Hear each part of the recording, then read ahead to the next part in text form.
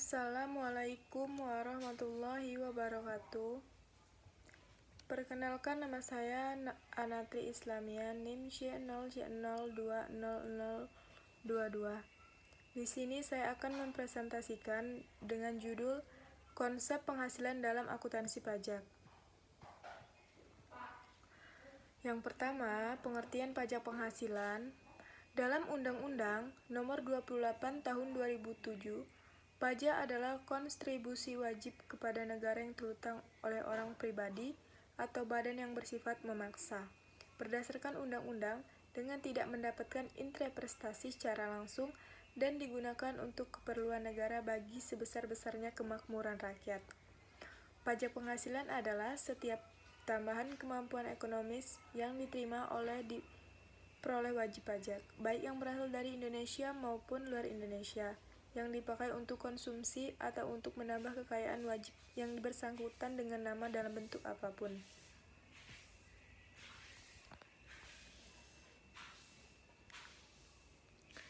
Yang pertama, objek pajak penghasilan.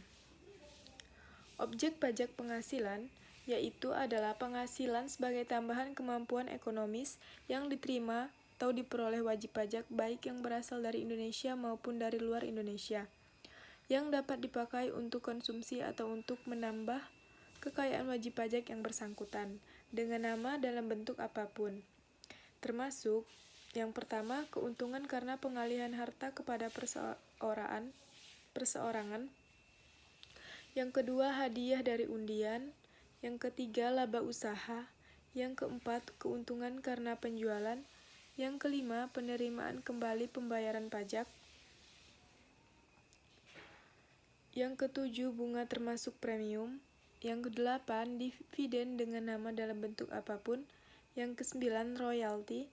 Yang kesepuluh, sewa dan penghasilan lain.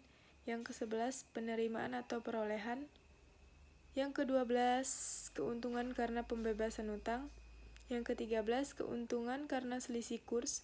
Yang ke-14, selisih lebih. Yang ke-15, iuran yang diterima. Dan yang ke-17, tambahan kekayaan neto.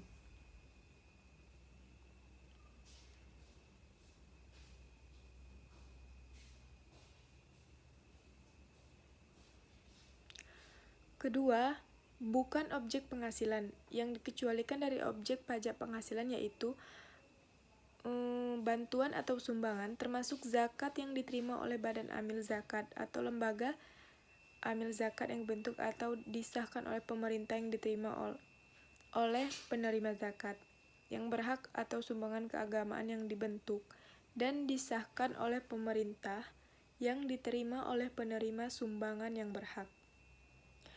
Harta hibahan yang diterima oleh keluarga sedarah dalam garis keturunan lurus 1 derajat, badan keagamaan, badan pendidikan, badan sosial termasuk yayasan.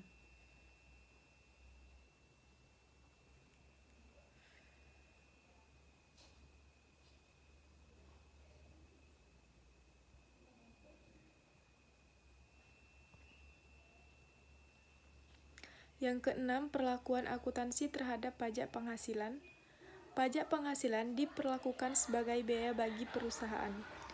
Oleh karena itu, pajak penghasilan harus diasosiasikan dengan laba di mana pajak penghasilan tersebut dikenakan atau diperhitungkan. Proses untuk mengasosiasikan pajak penghasilan dengan laba di mana pajak itu dikenakan disebut alokasi pajak.